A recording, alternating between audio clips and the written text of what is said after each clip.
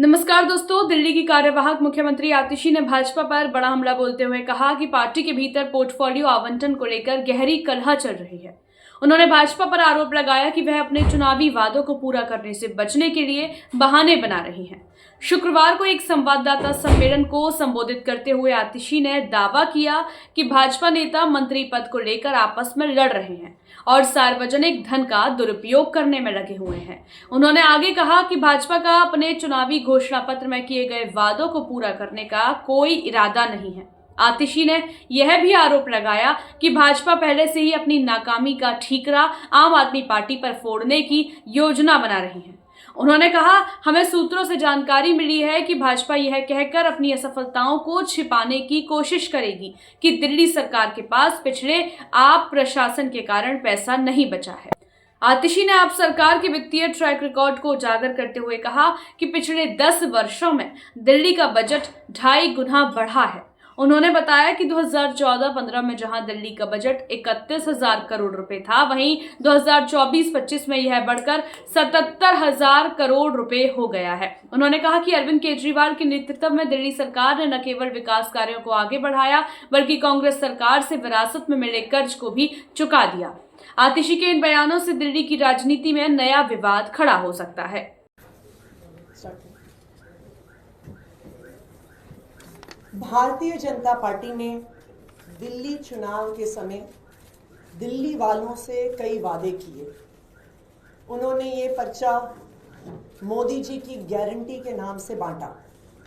इसमें पहला वादा है कि दिल्ली की हर महिला को 2,500 रुपए प्रति माह की आर्थिक सहायता दी जाएगी। भारतीय जनता पार्टी ने ये बार बार कहा कि जैसे ही सरकार बनेगी, पहली कैबिनेट की बैठक में दिल्ली की हर महिला को 2,500 रुपए की आर्थिक सहायता का निर्णय होगा और 8 मार्च तक दिल्ली की हर महिला के खाते में 2,500 रुपए की पहली किस्त आ जाएगी। भारतीय जनता पार्टी के सूत्रों के हवाले से हमें पता चला है कि ना सिर्फ 2,500 रुपए महीने, बल्कि जो बाकी सारे वादे भी भारतीय जनता पार्टी ने किए थे, उनको पूरा करने का भारतीय जनता पार्टी का कोई भी इरादा नहीं है। अभी भारतीय जनता पार्टी के अंदर विधायकों के बीच में लड़ाई झगड़ा चल रहा है कि कौन किस विभाग का मंत्री बनेगा, कि कौन कितनी लूट कर सकता है।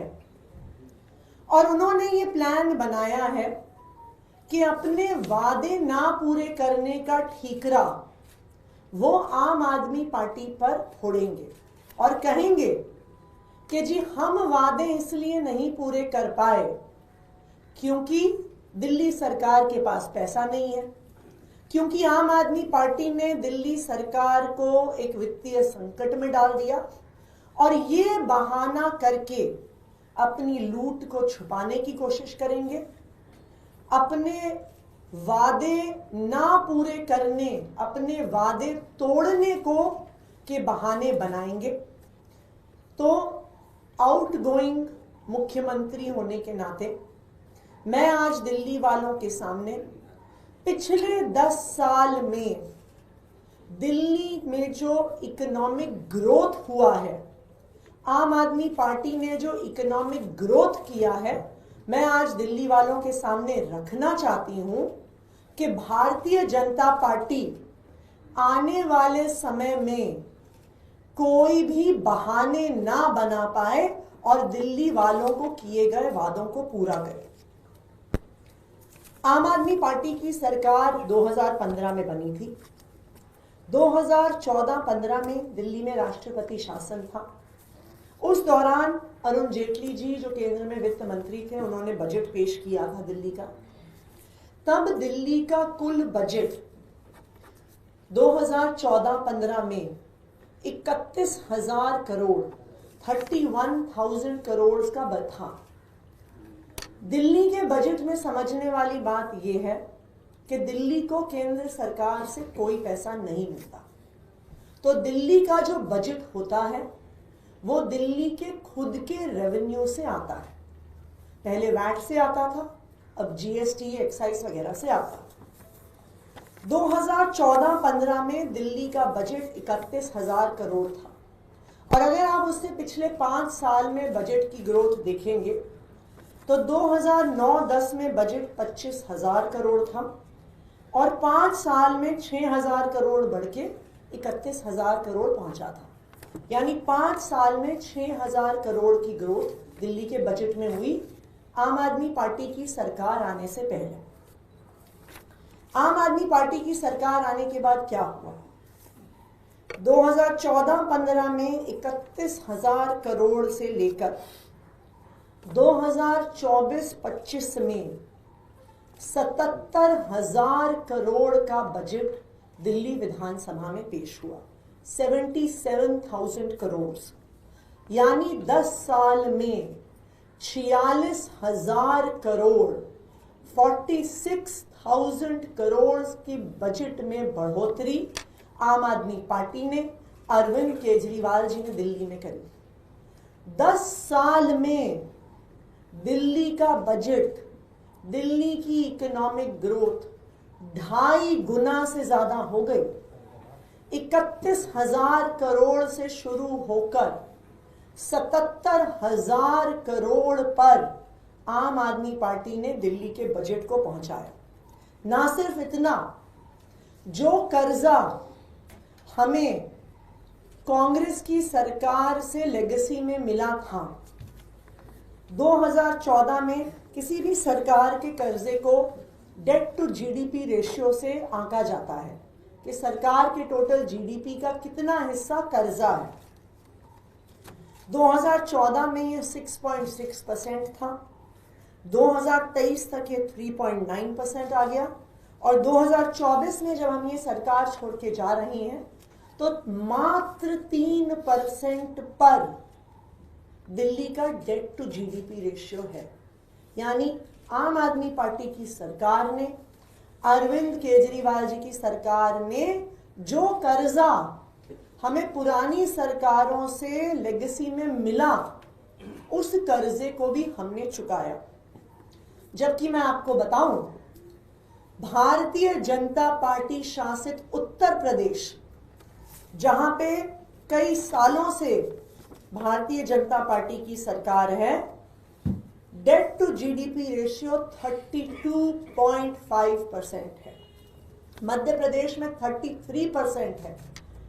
आज आम आदमी पार्टी की सरकार मात्र 3% कर्जा भारतीय जनता पार्टी की सरकार के पास छोड़ के जा रही है। सीएजी की 2022 की रिपोर्ट्स ने ये साफ साफ कहा था कि दिल्ली देश का एकमात्र रेवेन्यू सरप्लस स्टेट है, और कब से है? 2015 से है, जब से दिल्ली में आम आदमी पार्टी की सरकार बनी। तो मैं भारतीय जनता पार्टी को ये कहना चाहती हूं कि एक इकोनॉमिक ग्रोथ, इकोनॉमिक बूम करके आम आदमी पार्टी, अरविंद केजरीवाल जी की सरकार आज भारतीय जनता पार्टी को सौंप रही है। भारतीय जनता पार्टी ने ये वादे किए हैं दिल्ली के लोगों को, और मैं ये उम्मीद करती हूं कि वो फाइनेंशियल एक्सक्यूजेस ना बना के, झूठ ना बोलकर अपने इन वादों को पूरा करेंगे। खासकर दिल्ली की हर महिला को 2,500 रुपए प्रति माह देने का जो उन्होंने वादा किया है, जो पहली कैबिनेट में पास होना है और 8 मार्च तक बैंक के खाते में आना है। हम ये उम्मीद करते हैं कि भारतीय जनता पार्टी अपने वादों को पूरा करेगी। Thank you. मैम, इसके अलावा कल से एक सवाल उठ रहा है कि एक्स हैंडल जो था सीएमओ, उसको बदल के अरविंद केजरीवाल एट वर्क कर दिया गया, और सरकार का जो भी फॉलोअर्स था उसका निजी इस्तेमाल किया जा रहा। ये अधिकार अरविंद केजरीवाल को नहीं था। वीडियोज भी डिलीट करने के आरोप लगाए जा रहे हैं, और अब वो अकाउंट भी सस्पेंड कर दिया गया है। देखिए, ट्विटर जो अब एक्स के नाम से जाना जाता है, उसकी बहुत क्लियर कट पॉलिसीज हैं अकाउंट ओनरशिप को लेके, बहुत क्लियर कट लीगल गाइडलाइंस हैं। तो जो लीगल गाइडलाइंस हैं उनके अनुसार ट्विटर के हैंडल को जो भी एक्शन लेना है वो लिया जाएगा। मैम, एक सवाल और, जो मोहल्ला क्लिनिक आप लोगों का बहुत बड़ा एक प्लान था, उसके बारे में अभी भी आप लोग बात करते हैं, उसके नाम बदलने की बात की जा रही है।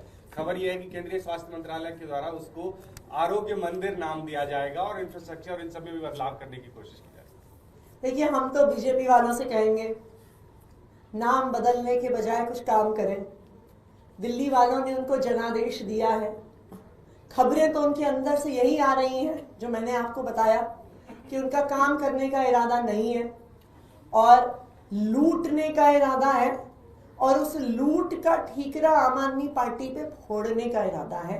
और आज इसीलिए दिल्ली सरकार की वित्तीय स्थिति जो हम हैंडओवर करके भारतीय जनता पार्टी को जा रहे हैं, कि जिस तरह से 10 साल में 2.5 गुना दिल्ली का बजट आम आदमी पार्टी ने बढ़ाया है, इससे ये बिल्कुल साफ है कि दिल्ली एक रेवेन्यू सरप्लस स्टेट है। और हम ये उम्मीद करते हैं कि भारतीय जनता पार्टी अपने वादे पूरे करेगी। पहली कैबिनेट की बैठक में दिल्ली की हर महिला को 2,500 रुपए महीने देने का वादा पूरा करेगी और 8 मार्च तक हम ये पैसे हमारे अकाउंट में आ जाएंगे, इसका इंतजार करें। बीजेपी के नेता जयंती से भी मिलने वाले हैं ट्विटर के मामले में।